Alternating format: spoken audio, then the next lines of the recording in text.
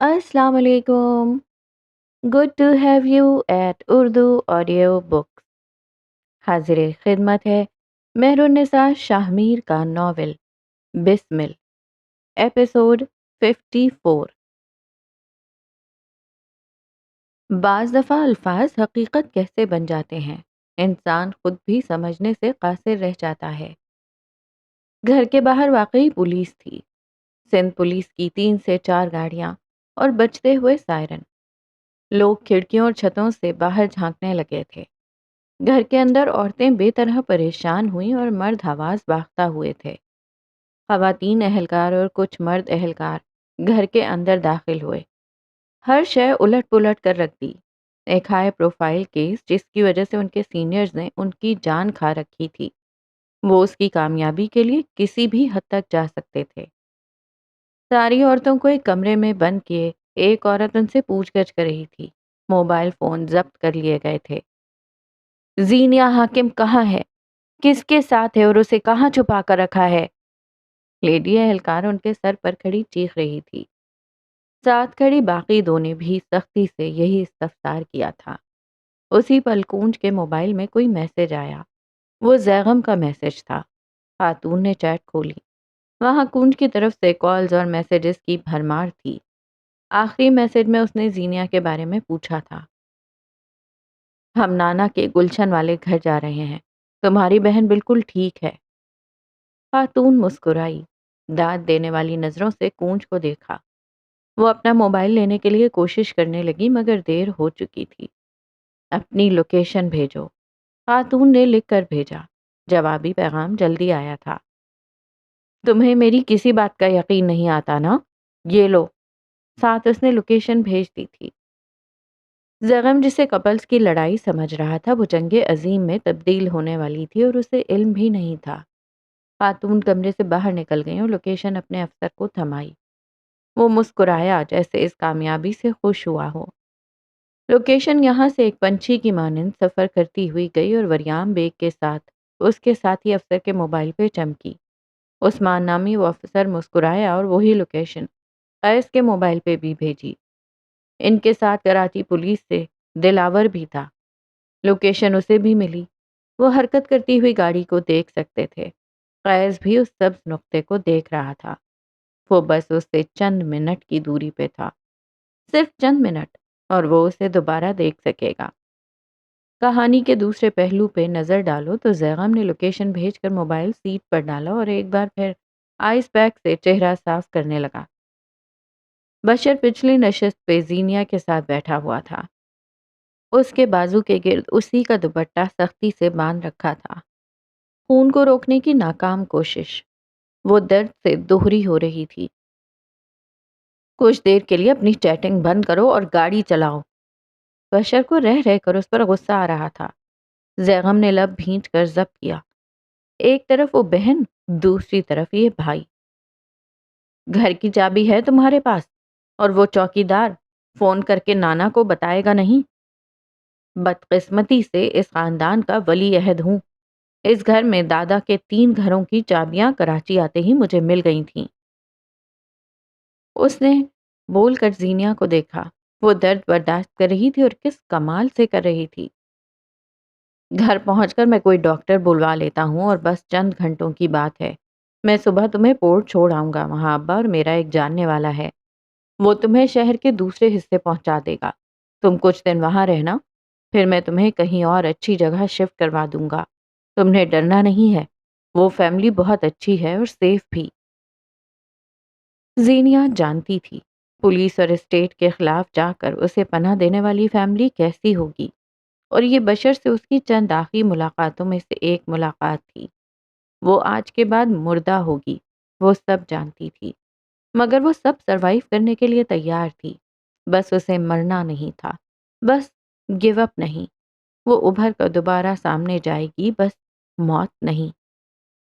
कुछ देर बाद वो तीनों एक घर के अंदर मौजूद थे। उसे घर कम बंगला कहना ज्यादा मुनासिब होगा। उस वक्त वो तीनों घर के लाउंज में मौजूद थे। जीनिया के बाजू से खून भल भल बह रहा था और बशर उसे इस हालत में छोड़कर किसी सूरत वापस नहीं जा सकता था। मगर उसका वापस जाना जरूरी था। اس نے کہا اور تم نے گولی چلا دی، وہ بھی اندھوں کی طرح۔ اگر دھیان رکھتے تو بس گولی کا چھو کر گزرنا بھی کافی تھا۔ بشر زیغم پر بگڑا، ساتھ اس کے ہاتھ پہ کوئی کپڑا باندھنے لگا۔ وہ ہاتھ لگانے پر اور بلند آواز میں رونے لگتی تھی۔ میں کوئی پروفیشنل شوٹر نہیں ہوں، تمہیں کیا لگتا ہے میں روز رات کو لڑکیوں پہ گولیاں چلاتا رہتا ہوں؟ وہ چکر کاٹتے ہوئے رکا۔ مجھے گھر جانا چاہیے اب، ورنہ دیر ہو جائے گی اور ان کو شک ہو جائے گا۔ تمہیں میرے ساتھ چلنا چاہیے۔ میں ساتھ چلوں گا، مجھ پہ بھی شک ہوگا، پتہ ہے مجھے۔ وہ اٹھ کھڑا ہوا، پورچ میں کھڑی گاڑی تک گیا اور ایک چھوٹا سا بیگ لا کر زینیا کے قدموں میں رکھا اور اس میں سے کچھ سامان نکال کر اس کے سامنے رکھے۔ چھری، پستول، مختلف اوزار، پیٹرول کا چھوٹا بڑا ڈبہ، تیزاب کی بوتل اور آخر میں ایک چھوٹا سا کیمرہ۔ میں جلدی واپس آ جاؤں گا، اوکے؟ میری غیر موجودگی میں ڈاکٹر آ جائے گا اور تم کوپریٹ کرو گی زینی، اوکے؟ بس کچھ وقت ہے، پھر سب ٹھیک ہو جائے گا۔ یہ سب سامان وہاں تمہارے کام آئے گا۔ اپنی حفاظت کرنا سیکھو۔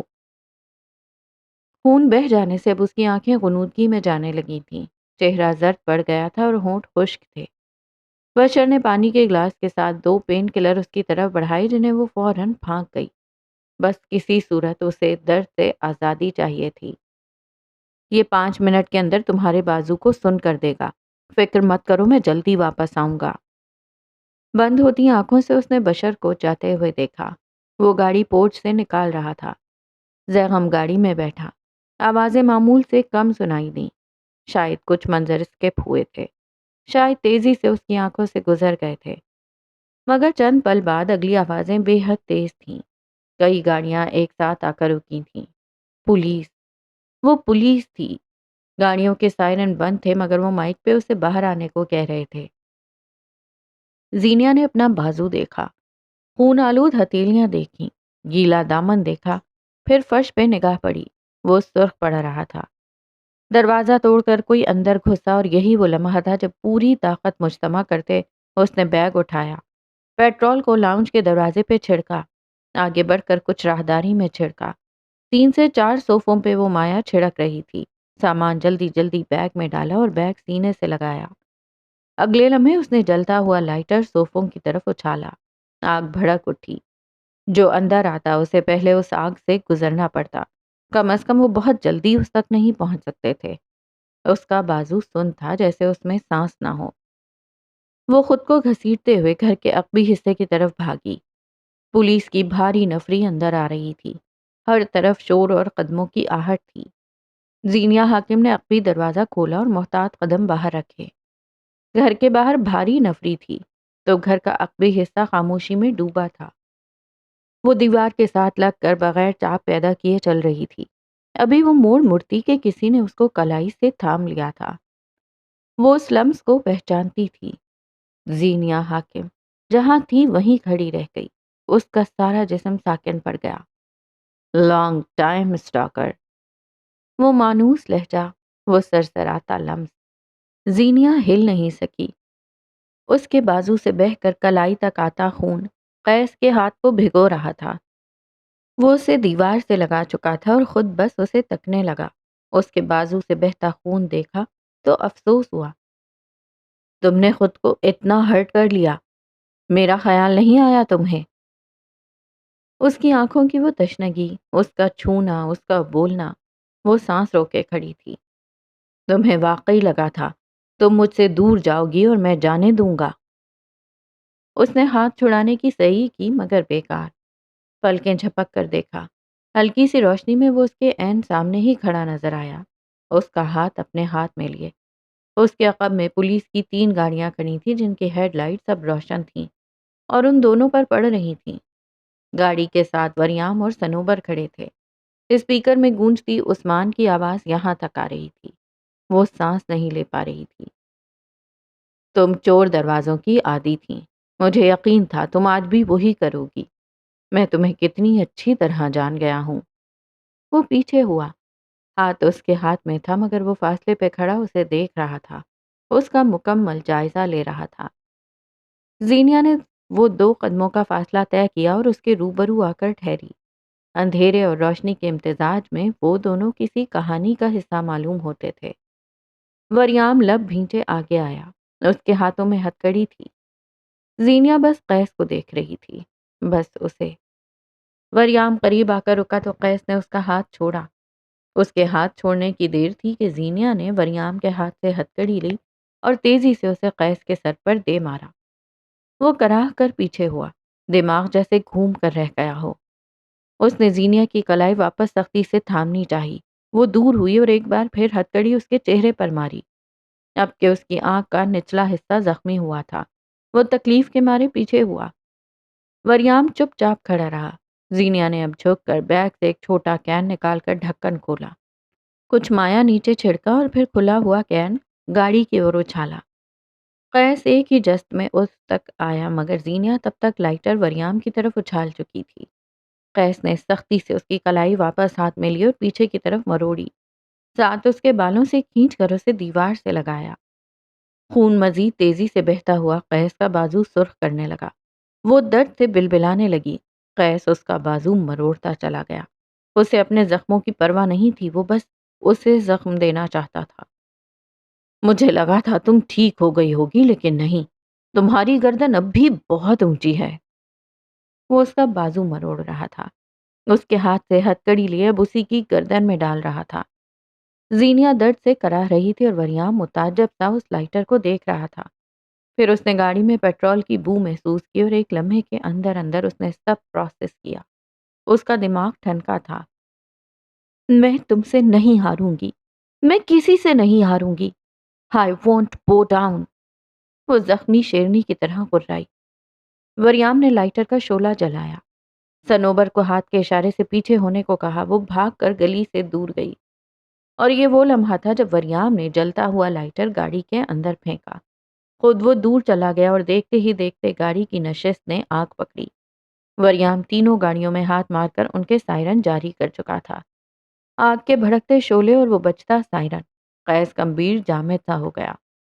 تم ظالم اور خود غرض ہو عبداللہ، مجھے نفرت ہے تم سے۔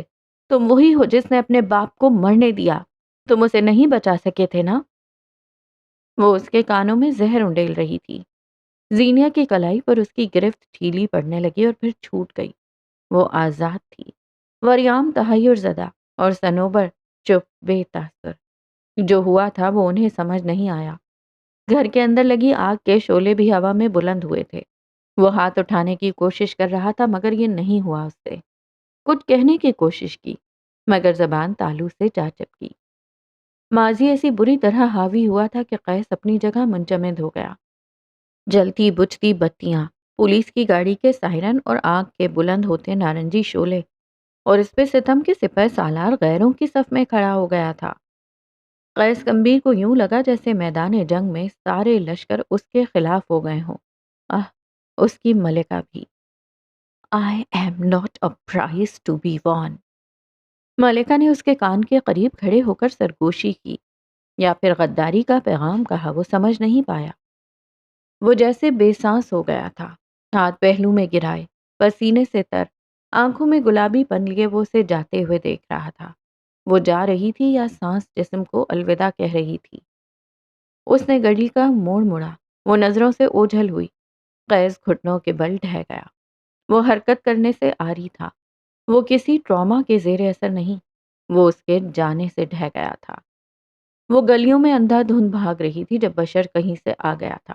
گلی کے اختتام پر اس کی گاڑی کھڑی تھی۔ زیغم نے اس کے لیے دروازہ کھولا اور وہ گلی اس کے وجود سے خالی رہ گئی۔ قیس کے لیے کچھ بھی پروسیس کرنا بے حد مشکل تھا۔ وہ بس ان سائرنز کو بجتے ہوئے سن رہا تھا، اور وہ آگ، اسے وہی آگ اپنے سینے میں لگتی محسوس ہوئی۔ وہ کیسے اس کے ٹراما سے کھیل سکتی ہے؟ گاڑی کی پچھلی نشست پر وہ لمبے لمبے سانس لے رہی تھی۔ بشر نے اس کا بیگ کھولا اور سیاہ رنگ کا ایک عبایا اس کی طرف بڑھایا۔ اس میں اتنی سکت نہیں تھی کہ وہ حرکت کر پاتی۔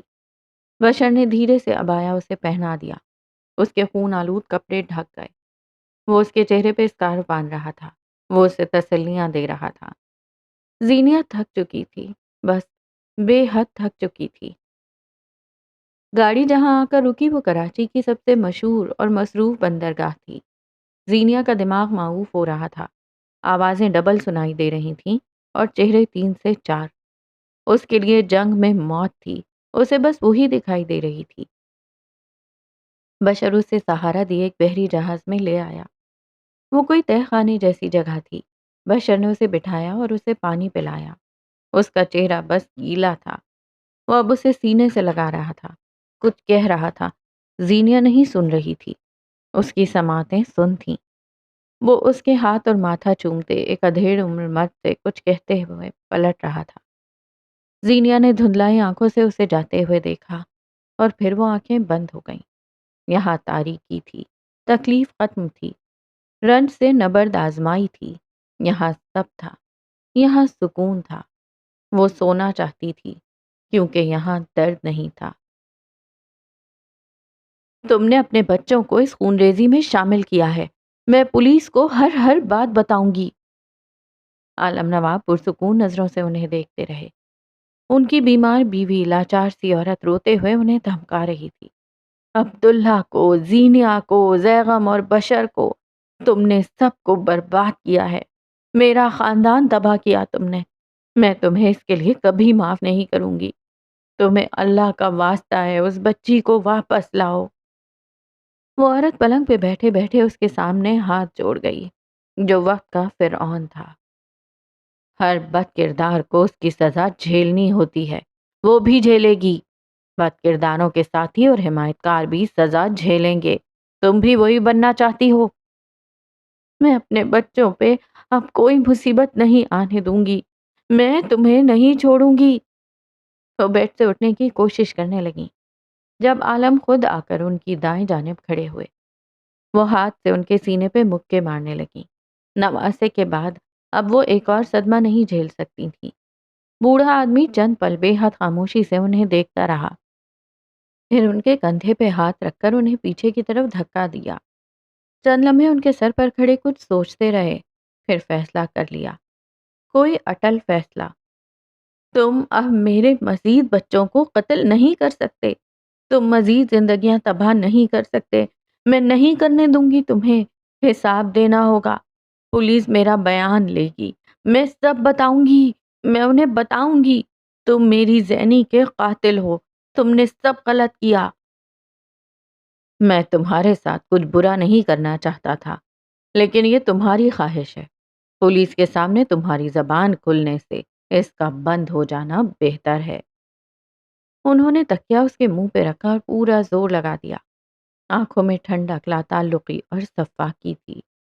بوڑھی عورت پھڑپھڑا رہی تھی، غرا رہی تھی۔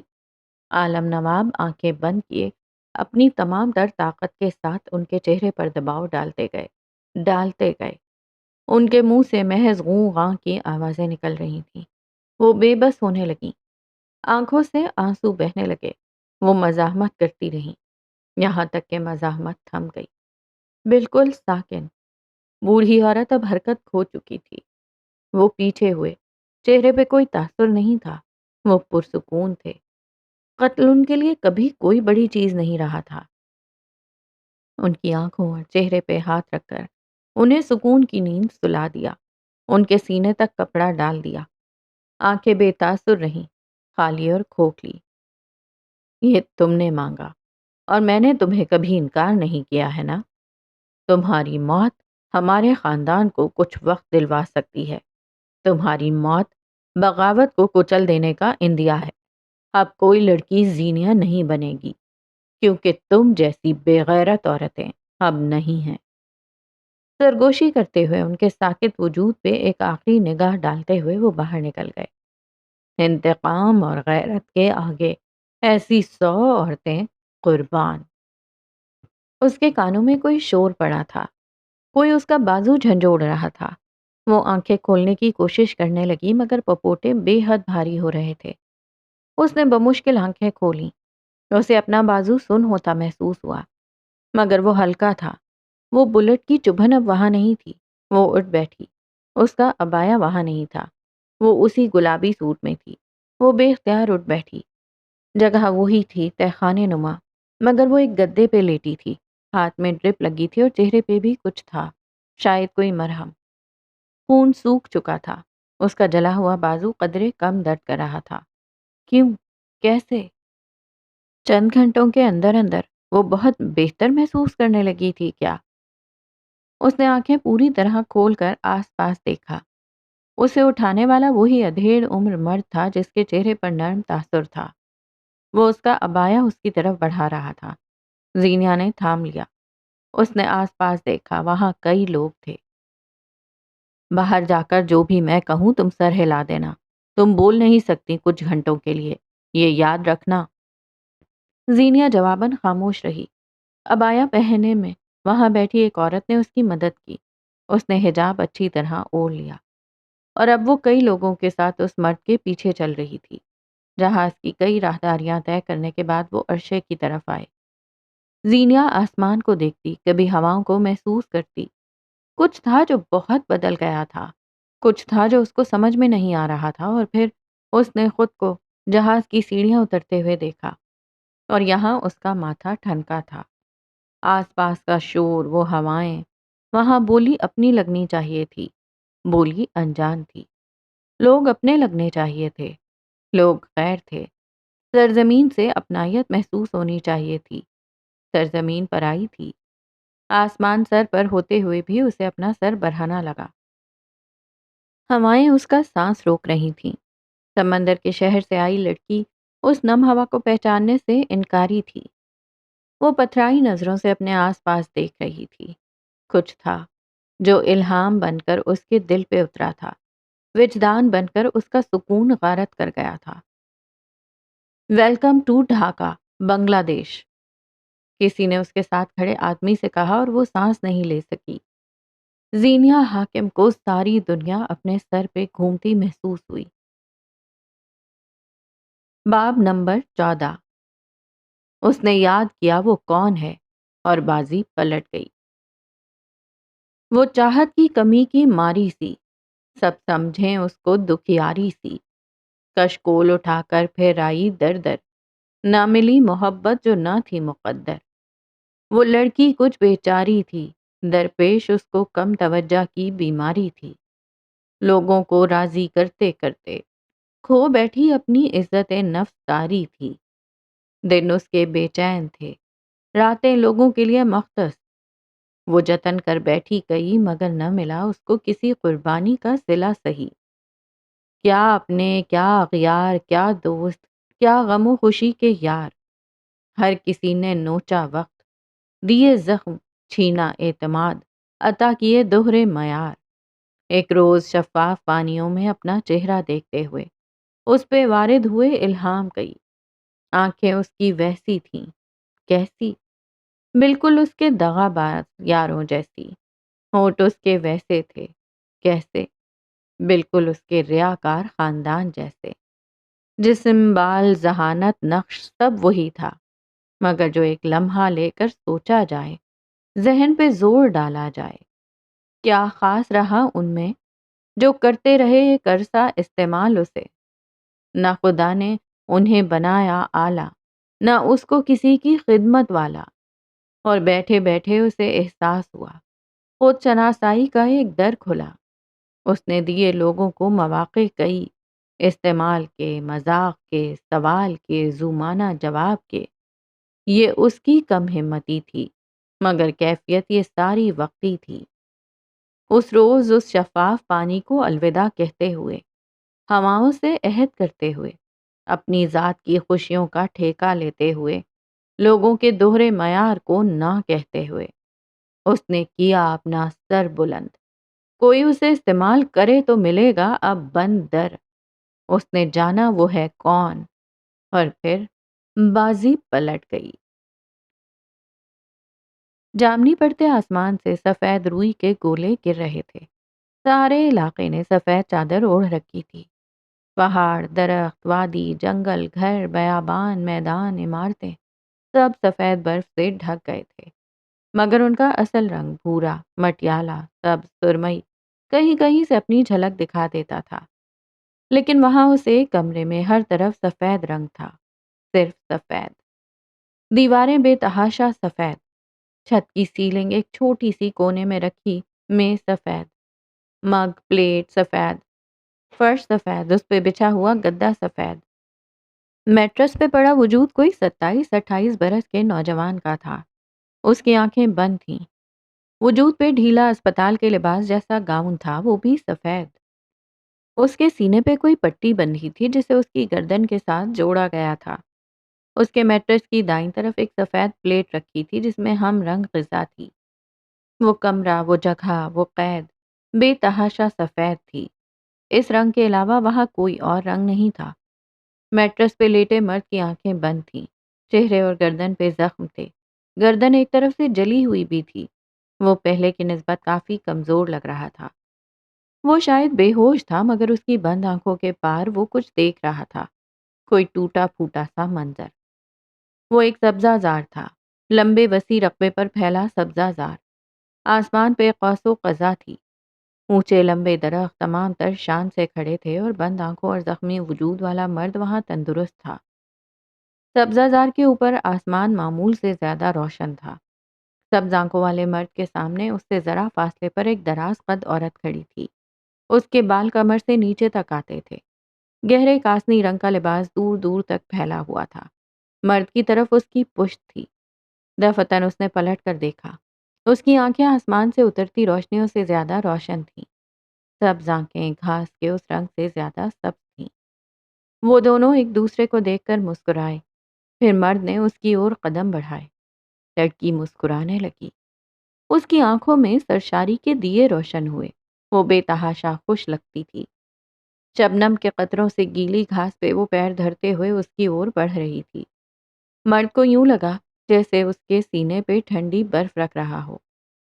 ایک انجانا سکون اس کے رگوں پہ میں سرایت کرتا جا رہا تھا۔ مگر اسی پل آسمان سے آگ کے شعلے ابلنے لگے۔ ایک زوردار دھماکہ ہوا اور ان دونوں کے درمیان زمین پھٹی اور آگ کا دریا بن گیا۔ لڑکی کے لباس کو آگ نے پکڑا۔ لباس جل رہا تھا۔ سبز آنکھوں والا مرد اس کی طرف جانا چاہتا تھا، مگر آگ کا وہ دریا اس کے اور لڑکی کے درمیان تھا۔ وہ اس اور بھاگا۔ آگ، آگ، آگ، بس آگ ہر طرف سے کہیں سے پھیلتی چلی گئی۔ سنہری آنکھوں والی لڑکی اس کی نظروں سے اوجھل ہوئی، مگر اوجھل ہونے سے قبل وہ پوری طرح خاکستر ہوئی تھی۔ اس کا پورا وجود بھسم ہوا تھا۔ اس کی آنکھوں میں تکلیف تھی اور خواب یکلخت ٹوٹ گیا۔ میٹرس پر پڑے وجود کی آنکھیں ایک جھٹکے سے کھل گئیں۔ سبز آنکھوں کے پردے جدا ہو چکے تھے اور اس کا ہاتھ بے اختیار بلا ارادہ اپنے دل تک آیا، اس کے سینے کے دائیں طرف۔ سنہری آنکھیں، ان کی تکلیف، وہ وجود، ہاں اسے یاد تھا۔ اسے وہ سب شناسا لگا۔ وہ دوری، وہ کرب، اس کے وجود کو بھسم کرتی وہ آگ، اسے سب محسوس ہوا تھا۔ وہ دل کا سکون تھی، دل سے جڑی ہوئی۔ اور مہدی سرور کمبیر 15 دن بعد مکمل ہوش میں آیا تھا تو اسے پہلا خیال زینیا حاکم کا آیا تھا۔ دوسرا احساس درد کا تھا جو اس کے سینے میں اٹھا تھا۔ ایسا درد اس نے آج تک محسوس نہیں کیا تھا۔ ایسی تکلیف تو پہلے کبھی نہیں ہوئی تھی۔ اس نے سانس لینے کی کوشش کی، اسے سانس نہیں آیا۔ کوئی تکلیف تھی جو اس کے سینے میں پنجے گاڑ کر بیٹھ گئی تھی۔ اس کی آنکھوں میں پانی بھرنے لگا۔ بتدریج درد بڑھتا جا رہا تھا اور اس کا سارا وجود جامد ہو رہا تھا۔ جسم میں چیونٹیاں رینگ رہی تھیں۔ اس نے کراہنے کی کوشش کی، وہ کراہ نہیں سکا۔ درد ایسا تھا کہ وہ کروٹ تک نہیں بدل پا رہا تھا اور اسی درد نے اس کے ذہن کو یکدم بیدار کیا تھا۔ ایک جھماکے سے اس کے آگے منظر کھلتا چلا گیا۔ اس کے آس پاس دائیں بائیں ہر طرف صرف ایک رنگ تھا، سفید، بس موت جیسا سفید۔ مہدی کی آنکھوں میں یہ رنگ چبھ رہا تھا۔ قیس، اس کے لبوں سے بے حد دھیرے سے بدقت ایک لفظ ادا ہوا۔ قیس، کدھر ہو؟ اس کا تنفس پھول رہا تھا، آنکھیں بہہ رہی تھیں، اور وہ کسے پکار رہا تھا؟ اگر یہ اس پہ ادراک ہو جاتا تو مہدی کمبیر موت قبول کر لیتا، یہ پکار نہیں۔ قیس، بھائی، آہ، وہ کراہنے لگا۔ قیس، مان اس نے کوئی چاپ سنی۔ پسینے سے تر اس کے وجود کا رواں رواں سماعت بن گیا تھا۔ درد کی شدت کو سہتے وہ کسی کی آمد کا منتظر تھا، شاید اسی کا جو اس کے ہر خوشی اور غم کا ساتھی تھا۔ سفید رنگ کے دروازے کو دھکیل کر کوئی اندر آیا۔ مہدی نے پلکیں جھپکتے ہوئے اسے دیکھنے کی کوشش کی۔ اس کے جوتے کورے سفید، اس کے جسم پہ لمبا کافتان سفید، اس کے سر پہ بندھا کپڑا بھی سفید۔ وہ چند لمحوں کے اندر اندر اس سفید رنگ سے بیزار ہوا تھا۔ وہ لمبا چوڑا وجود کسی مرد کا تھا، کرخت تاثرات، لب سیدھی لکیر میں بند، ہاتھ میں سفید رنگ کا ایک میڈیکل باکس تھا۔ وہ مہدی کے قریب آ کر بیٹھا۔ درد سے دوہرے ہوتے مہدی نے کچھ پوچھنے کی کوشش کی، کسی سوال کی کوشش کی، مگر نہیں۔ یہ اس دنیا کا بے حد مشکل کام تھا۔ وہ اب مہدی کی آنکھوں پہ سفید پٹی باندھ رہا تھا۔ وہ جھٹپٹایا، کراہا، مگر اس کی طاقت سامنے والے مرد کی طاقت کا مقابلہ نہیں کر سکتی تھی۔ اگلے چند لمحوں میں اس نے اپنے سینے پہ کسی کے ہاتھ چلتے محسوس کیے۔ وہاں کچھ چپچپا تھا، وہاں کوئی مایا تھا جس کا رنگ سرخ تھا، اور نووارد اپنے اسیر کو اس رنگ سے آشنائی نہیں دے سکتا تھا۔ نووارد نے سرخ مایا اس کے زخم پہ انڈیلا، صفائی کی، پٹی درست کی، اور اب اس نے چند گولیاں نکال کر اس کے منہ میں رکھی۔ چاروں ناچار وہ انہیں نکل گیا۔ سینے میں درد تھا سو وہ وہیں رہا۔ اتنی مزاحمت کرو گے تو تم خود کو تکلیف دو گے، تمہیں ایسا نہیں کرنا چاہیے۔ میرا بھائی کہاں ہے؟ اسے بلاؤ، مجھے یہ کمرہ بدلوانا ہے۔ بلاؤ اسے، یہ کون سا اسپتال ہے؟ وہ وجود اپنا سامان سمیٹ رہا تھا۔ یہاں اس کمرے میں اس ڈبے سے نکلنے والا وہ واحد سامان تھا جس میں رنگ تھے، سفید کے علاوہ کوئی اور رنگ۔ غالباً اس کی آنکھوں پہ پٹی اسی لیے باندھی گئی تھی تاکہ وہ اس رنگ کو نہ دیکھ سکے۔ کچھ ہی پل میں وہ مہدی کی آنکھوں سے پٹی ہٹا چکا تھا۔ اگلے کئی منٹ میں مہدی کے سینے میں اٹھتا درد تھم گیا تھا۔ وہ اب بھی عجیب نظروں سے اس کمرے کو دیکھ رہا تھا۔ یہ کمرہ اتنا سفید کیوں تھا؟ تم فکر مت کرو، میں تمہیں تکلیف میں رہنے نہیں دوں گا۔ یہ ساری تکلیف بہت جلد ختم ہوگی۔ تم کون ہو؟ بہت دیر بعد اسے دروازے کی طرف جاتے دیکھ مہدی نے سوال کیا۔ قیس کہاں ہے؟ الفاظ ٹوٹ ٹوٹ کر اس کے لبوں سے ادا ہوئے۔ میں یہاں کیا کر رہا ہوں؟ لمبے تڑنگے وجود نے پلٹ کر اسے دیکھا۔ قیس کو بھیجو، مجھے اس سے بات کرنی ہے۔ کون سا اسپتال ہے؟ مجھے کیا ہوا ہے؟ میری بیوی کہاں ہے؟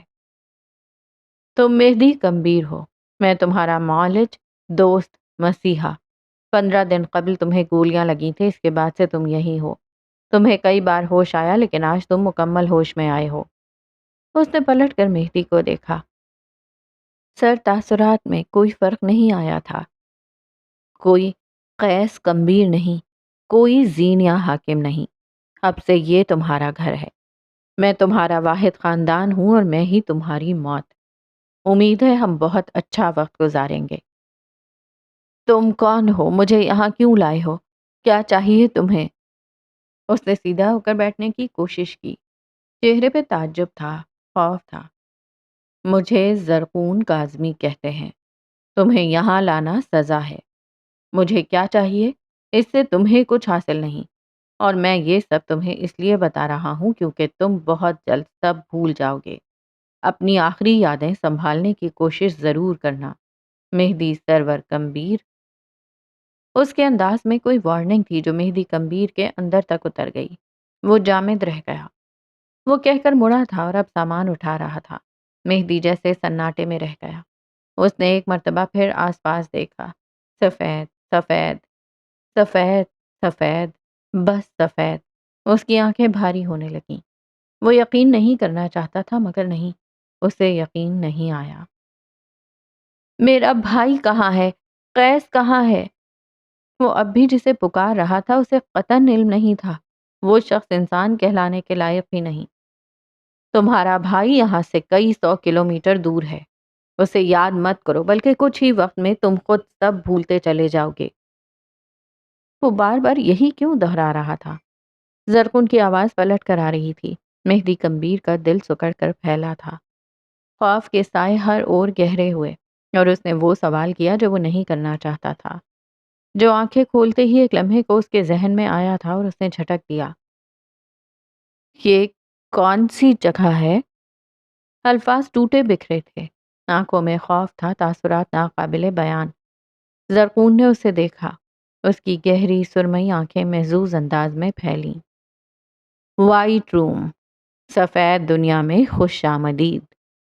وہ کہہ کر اس کے تاثرات دیکھنے کے لیے بھی نہیں رکا۔ مہدی کمبیر جو کوہنی کے بل اٹھنے کی کوشش کر رہا تھا بری طرح زمین بوس ہوا۔ چہرے سے سارا خون کسی نے چوس لیا تھا۔ اب اس کا چہرہ سفید تھا، بالکل اس قید کی طرح۔ اسپتال کے کمرے میں بپ بپ کی آواز آ رہی تھی۔ کھڑکیوں کے بلائنڈ سے شہر قائد کی چکا چوند کر دینے والی روشنیاں نظر آ رہی تھیں۔ بستر پہ تکیوں کی مدد سے لیٹا وجود قیس کمبیر کا تھا۔ پلنگ کی دائیں طرف وریام کھڑا تھا۔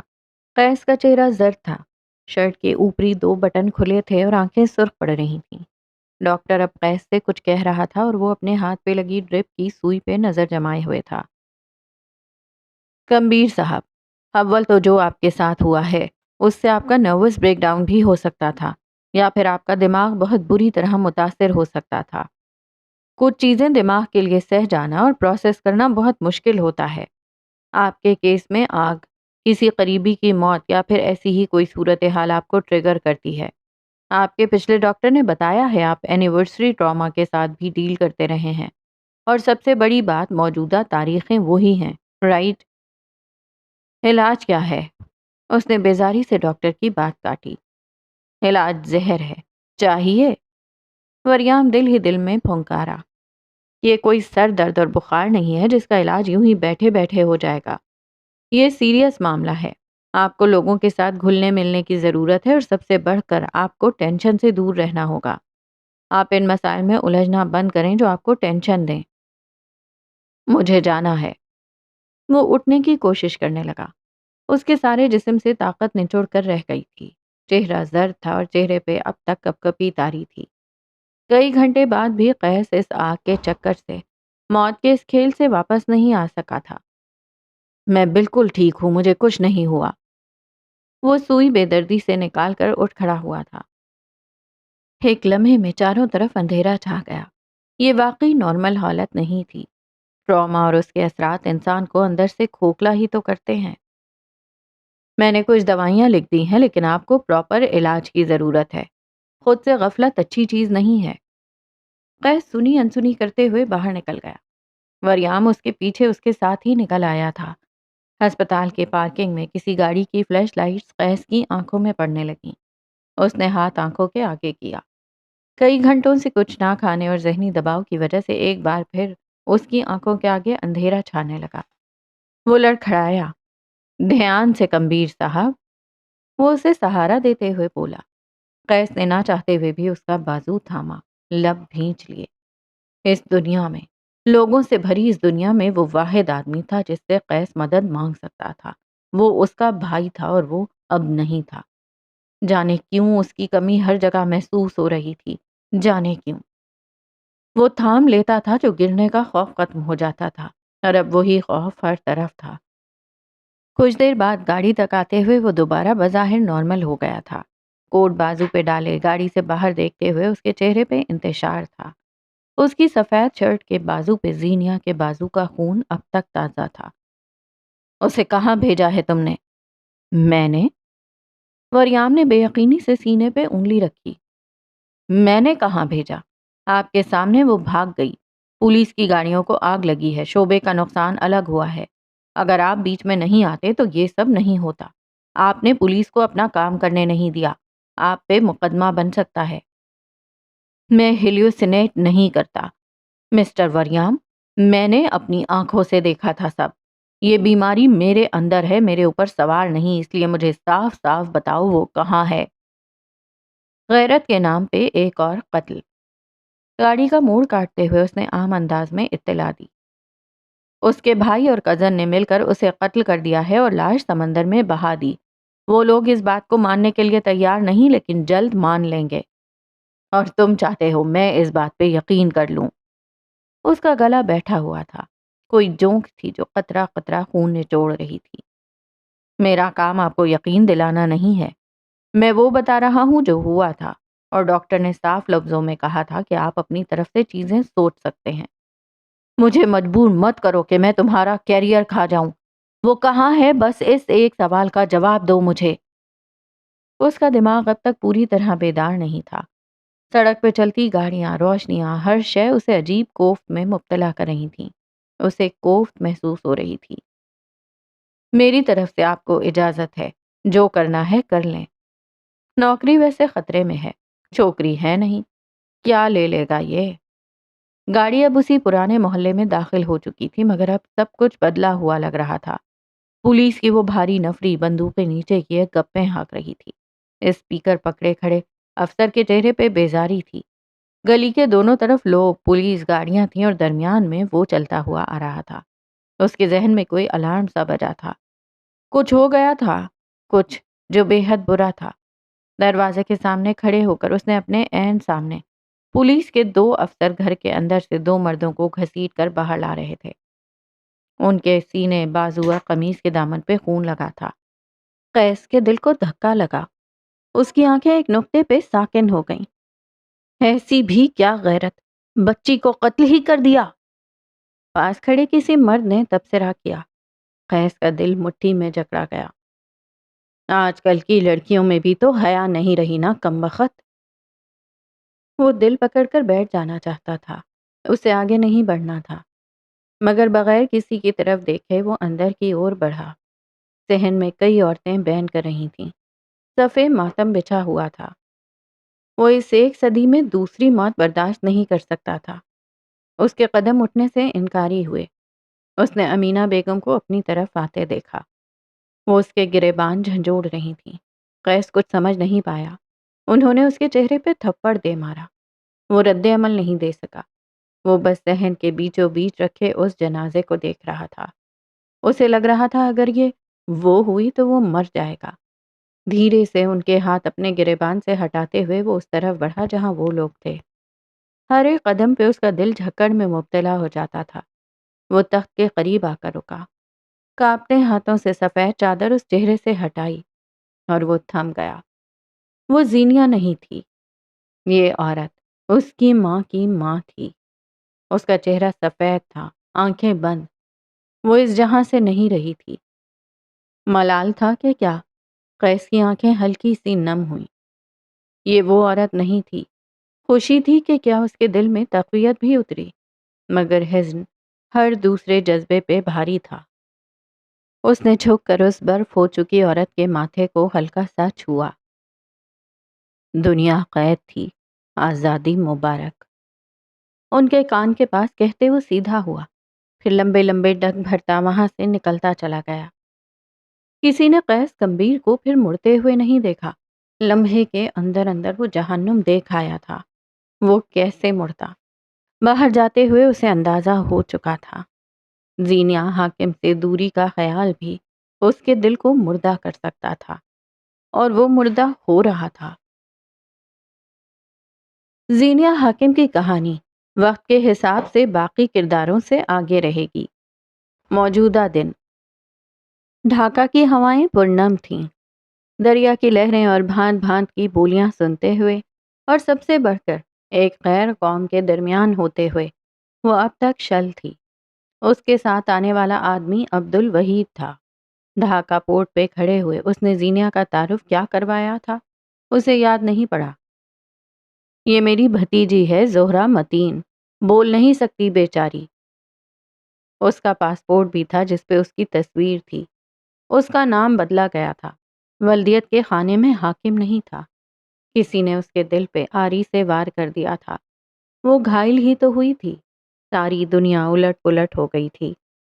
وہ ایک غیر ملک میں تھی، وحید اپنے تعلقات استعمال کر رہا تھا۔ وہ اللیگل تھی۔ یہ کیا تھا؟ وہ جو بلانے پہ لوگوں کے گھر نہیں جایا کرتی تھی، وہ کسی چور کی طرح کسی کی زمین میں داخل ہو گئی تھی۔ وہ اس سمندر میں غرق ہو جانا چاہتی تھی۔ لوگ اپنا اپنا کام کرتے نظر آ رہے تھے، مگر زینیہ کو لگا ہر کوئی اسے دیکھ اور اس پہ ہنس رہا تھا۔ وہ ایک چور تھی۔ لوگ اس کو عزت کی نگاہ سے دیکھ ہی نہیں سکتے تھے۔ قاتلہ کے بعد ایک اشتہاری اور پھر چور۔ وحید، یہ پاسپورٹ جعلی ہے، تم اس کے ذریعے اس بچی کو آگے کیسے لے کر جاؤ گے؟ کسٹم افسر دبی دبی آواز میں اس سے کہہ رہا تھا۔ زینیہ سنتی رہی، بس سنتی رہی۔ یہ زبان اس کے لیے انجان تھی، مگر عمل ہر انسان سمجھ لیتا ہے۔ میں رقم بڑھا دیتا ہوں، تم تو یوں کہہ رہے ہو جیسے امریکہ یا لندن لے آیا ہوں۔ اب آگے کا معاملہ تم سنبھالو گے، بس یہاں سے نکلنے کی ہی بات ہے۔ اس کے بعد کون سا بنگلہ دیش اور کون سا پاکستان؟ ویسے بھی چٹاگانگ پورٹ پہ تو کسی نے کچھ نہیں کہا۔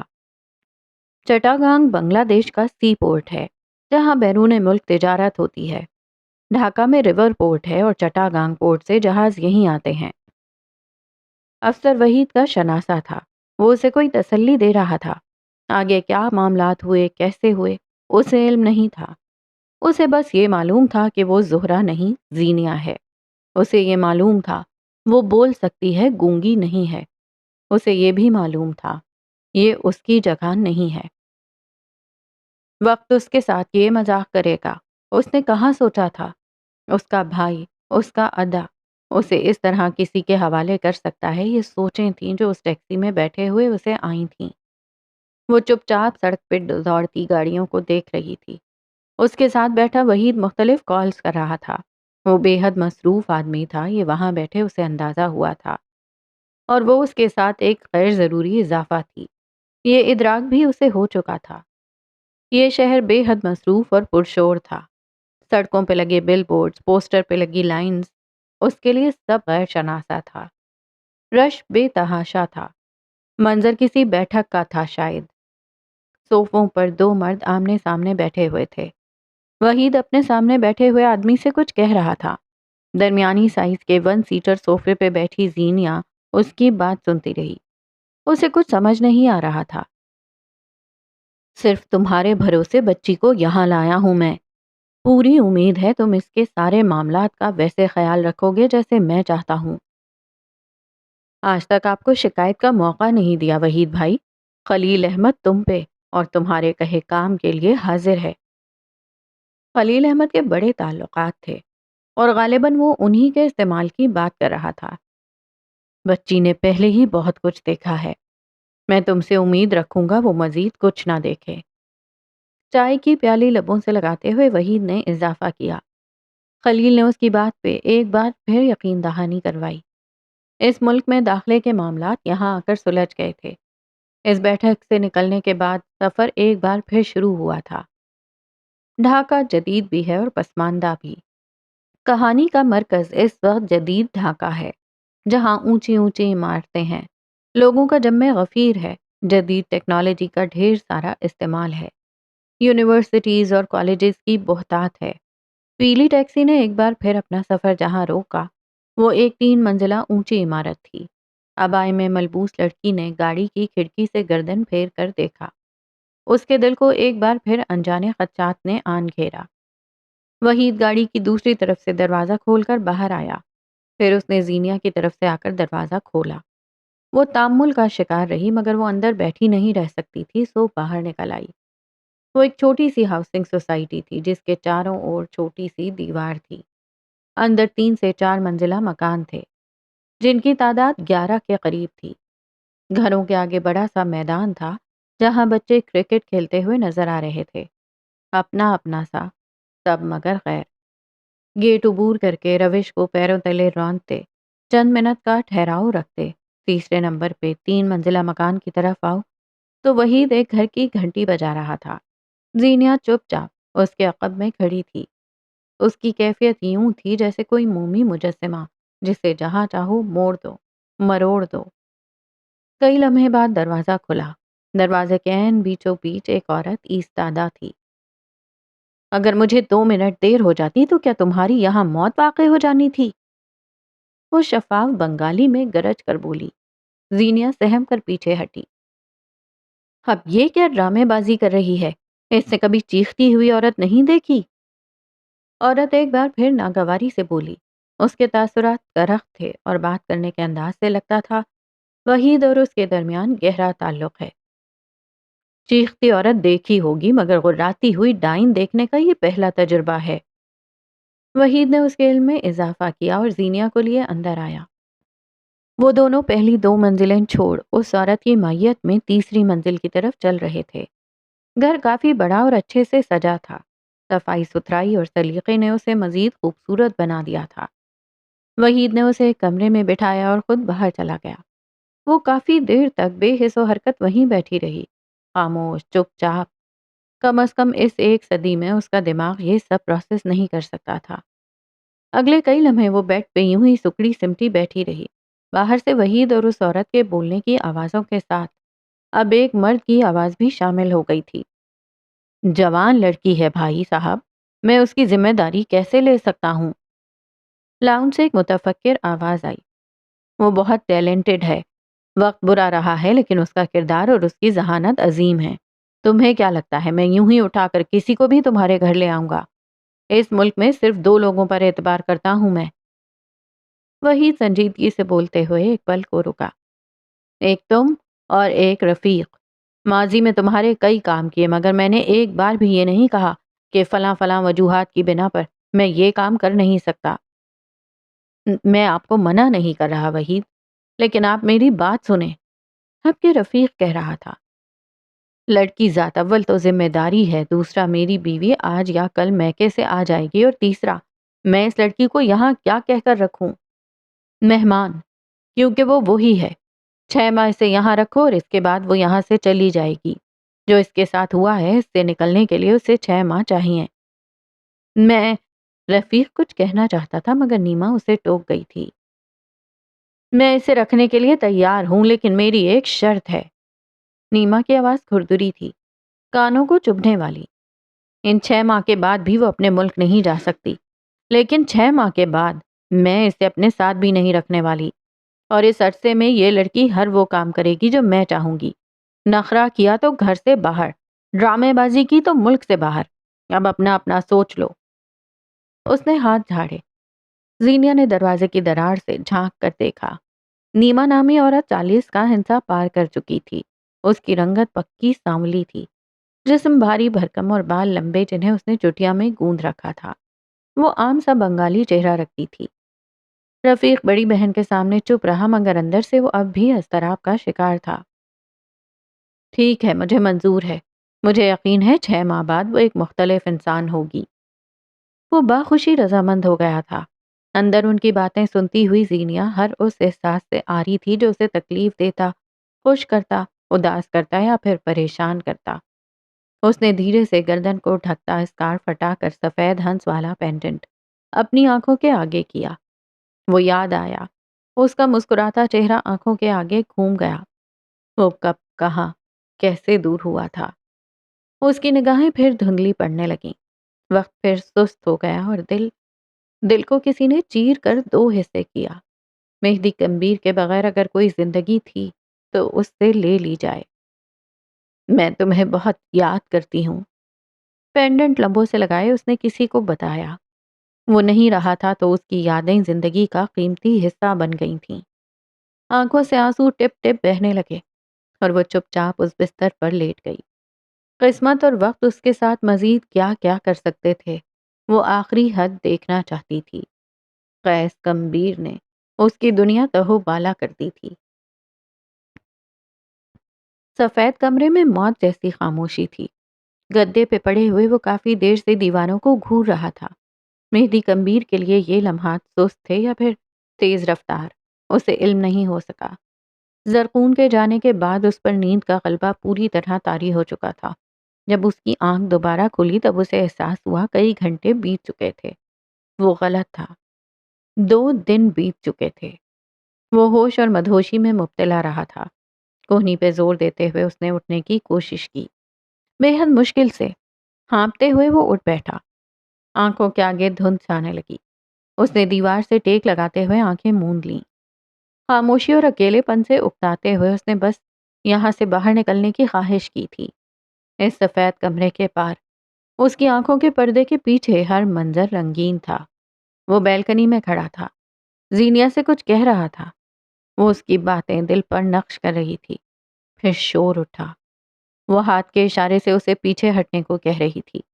مہدی اس کا اشارہ نہیں سمجھ سکا اور پھر اس کے سینے میں کچھ کھپ گیا تھا۔ اس کے بعد کیا ہوا تھا؟ اسے کیوں کچھ یاد نہیں آ رہا تھا؟ بیزاری حد سے سوا ہونے لگی تو اس نے پٹ سے آنکھیں کھول دیں اور ایک بار پھر وہ سفید دیواریں، سفید سیلنگ، سفید فرش۔ مہدی کا دماغ اب باقاعدہ چکرا رہا تھا۔ اسے فرسٹریشن ہونے لگی۔ کوئی ہے؟ مجھے بات کرنی ہے۔ کوئی ہے؟ اس نے چیخنا شروع کر دیا۔ اس کے دل و دماغ میں وحشت گھر کر رہی تھی۔ زرغون!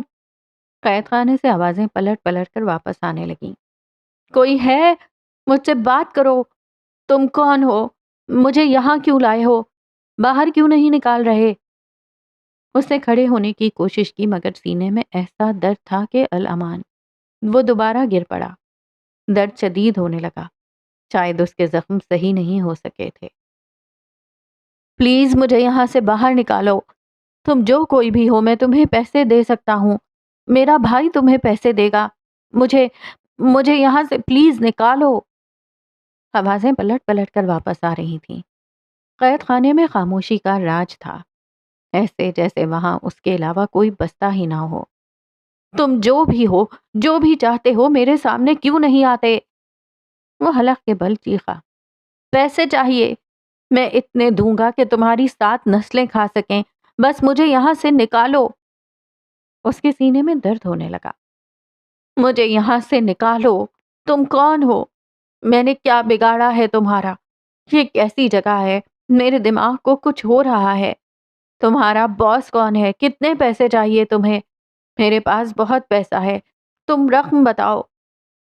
کوئی جواب نہ آیا تو وہ تھک کر سیدھا لیٹ گیا کہ اب مزید چلانے کی سکت نہیں رہی تھی۔ اس کے سینے میں ہر پکار کے ساتھ درد اٹھ رہا تھا۔ اسے خوف آ رہا تھا، ہر شے سے اور موت سے۔ کتنے منٹ گزرے، کتنے لمحے بیتے، اسے اندازہ نہیں ہوا، مگر اس نے تیزی سے اٹھنے کی کوشش کی جب دروازے کے پٹ آپس سے جدا ہوئے اور زرخون ہاتھ میں ٹرے لیے اندر آیا۔ آرام سے، آرام سے، اٹھنے کی کوشش مت کرنا، تمہارے زخم ابھی ہرے ہیں۔ اس نے سفید رنگ کی ٹرے میٹرس کے قریب رکھی۔ سفید سادہ چاول، ہم رنگ گلاس میں دودھ۔ مہدی پاگل ہونے لگا۔ اسے اس رنگ سے جیسے وحشت ہو رہی تھی۔ وہ اپنے بال نوچنے کے قریب تھا۔ اس کی آنکھیں اب جیسے ابل رہی ہوں۔ تم کون ہو اور مجھ سے کیا چاہتے ہو؟ تم جو چاہتے ہو، جو کہو گے، میں وہ سب کر دوں گا۔ بس پلیز مجھے یہاں سے نکالو۔ کھانا کھاؤ، پھر بات کرتے ہیں۔ وہ اسے بچوں کی طرح پچکارنے لگا۔ مجھے نہیں کھانا کھانا، بس مجھے یہاں سے نکالو۔ تم جو چاہو گے میں تمہیں وہ سب دے دوں گا۔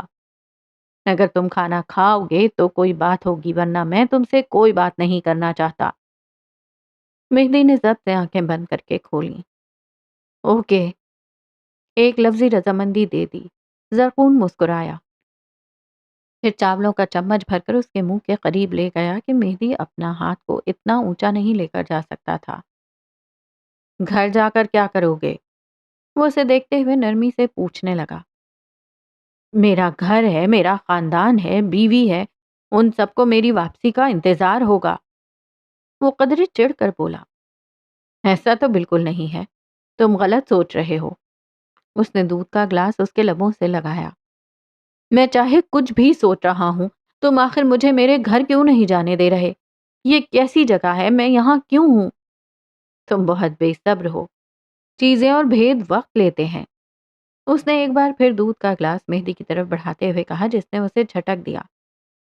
گلاس نیچے گر گیا۔ میں تمہیں کچھ بتانے آیا تھا، لیکن تم نے میرا موڈ خراب کر دیا ہے۔ اب تم تھوڑی دیر مزید انتظار کرو۔ وہ اٹھ کھڑا ہوا۔ مہدی کا دل حلق میں آیا تھا۔ اس نے ایک بار پھر اٹھنے کی کوشش کی مگر نہیں اٹھ سکا۔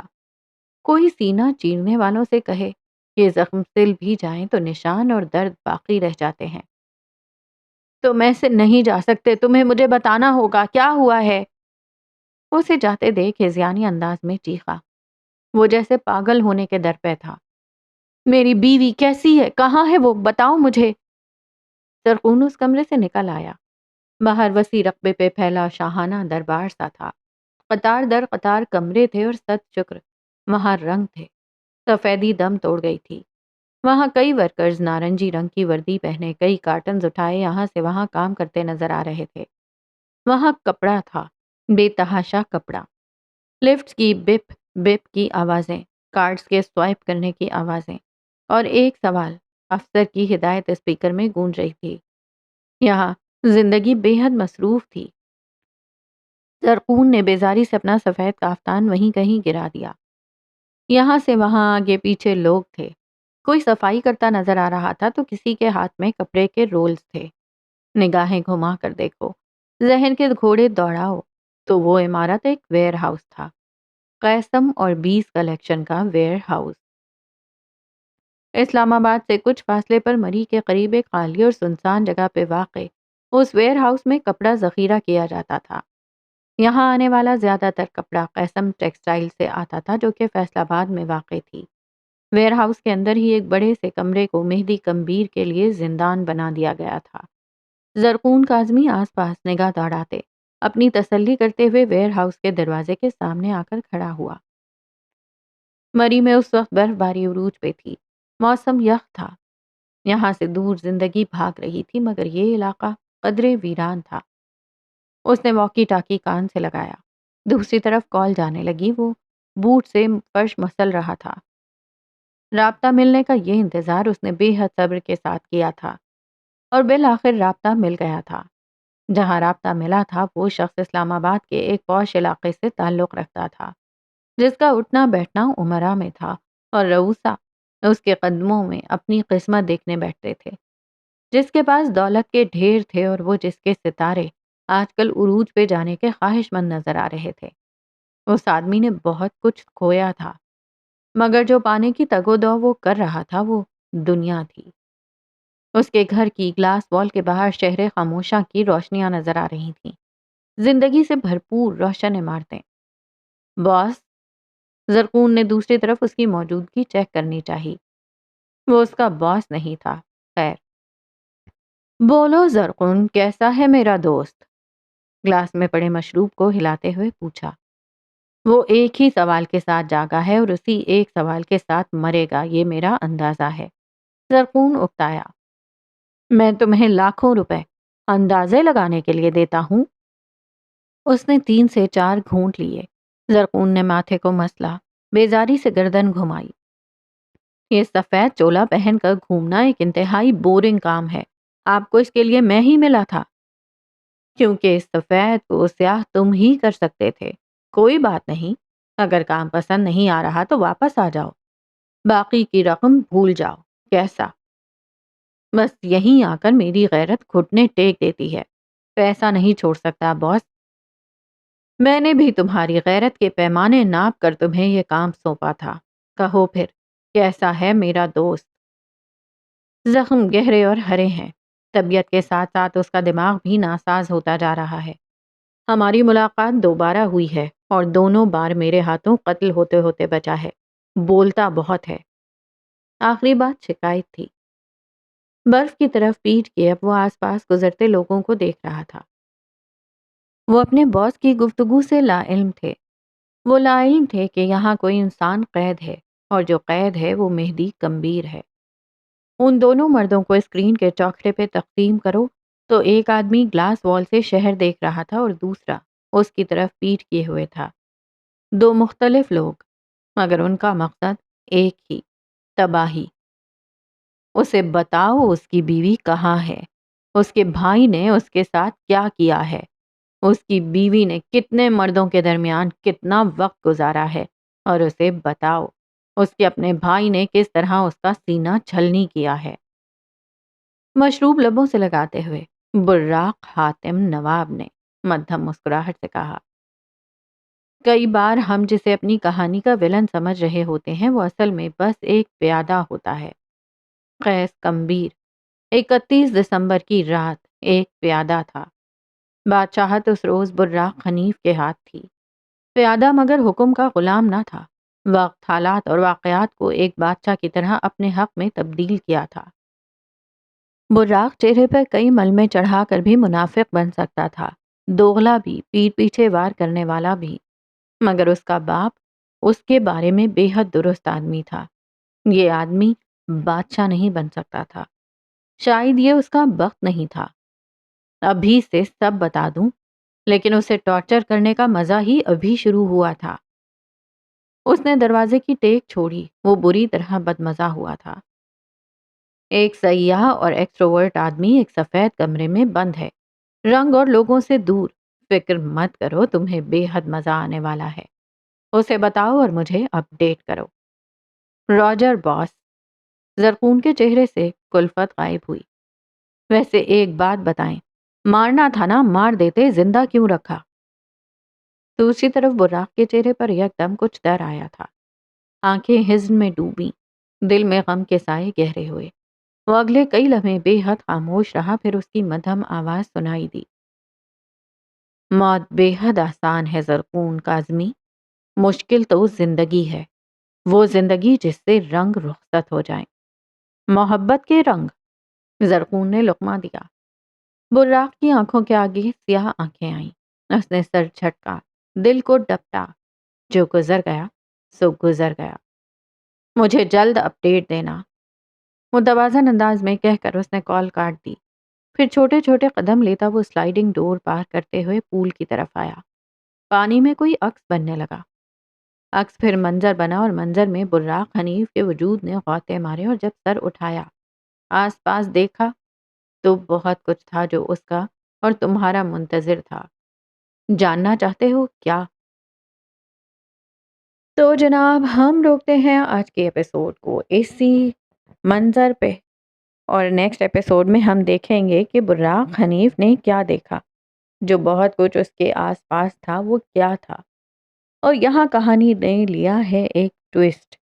تو مہدی کو مارنے کا یا اس پہ مرڈر اٹیمپٹ کرنے کا جو الزام ہے وہ آپ قیس کے ذمہ نہیں لگا سکتے۔ ہاں لیکن اس نے اس ساری سچویشن کو اپنے حق میں، مطلب وہ جو زینیا سے بدلہ لینا اور آل دیٹ، اس میں ساری سچویشن کو یوز کر لیا۔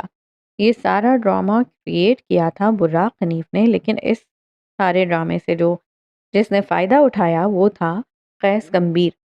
حالانکہ مجھے لگتا ہے کہ قیس اتنا ذہین تو ہے کہ اسے پتا ہو کہ یہ کس نے کیا ہے، لیکن وہ بچانا ہی نہیں چاہتا مہدی کو۔ وہ زینیا کو سزا دینا چاہتا ہے، مہدی کو سزا دینا چاہتا ہے، اسی لیے شاید اس نے کچھ بھی کارروائی نہیں کی براق کے خلاف۔ انفیکٹ اس نے تو مہدی کو ڈھونڈنے کی کوشش بھی نہیں کی، حالانکہ وہ مہدی کو اب یاد کر رہا ہے، اسے اپنا بھائی جیسا کزن بہت یاد آ رہا ہے۔ اور زینیا کر چکی ہے سرحد پار، انٹری ہو گئی ہے بنگلہ دیش میں۔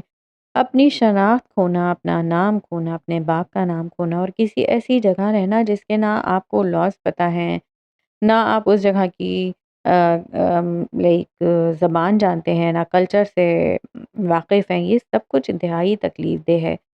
اور وہی صاحب نے ٹھیک کہا کہ 6 مہینے تو لگیں گے زینیا کو اپنی حالت میں واپس آنے میں، کیونکہ اتنا بڑا ٹراما، اتنی ٹریجڈی سہنے کے بعد کوئی بھی انسان کیسے نارمل ہو سکتا ہے۔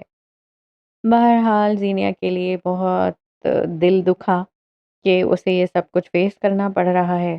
اس سے غلطیاں ہوئی، لیکن اس کی غلطیاں اتنی تو بڑی نہیں تھیں جس کی اسے اتنی بڑی سزا ملی۔ لیکن کہتے ہیں نا کہ نصیب میں جو لکھا ہوتا ہے وہ تو گزارنا پڑتا ہی ہے، اور جب اللہ تعالیٰ آپ کو کچھ بہت اچھا دینا چاہتے ہیں تو شاید اس سے پہلے آپ کی تربیت بھی کرتے ہیں۔ شاید زینیا کے نصیب میں کچھ بہت اچھا ہونے والا ہے، اور شاید کچھ بھی اچھا نہیں ہونے والا۔ یہ تو پتہ چلے گا نیکسٹ ایپیسوڈز میں کہ آگے کیا ہوتا ہے، کیونکہ یہ ناول اب اپنے اختتام کی طرف بڑھ رہا ہے۔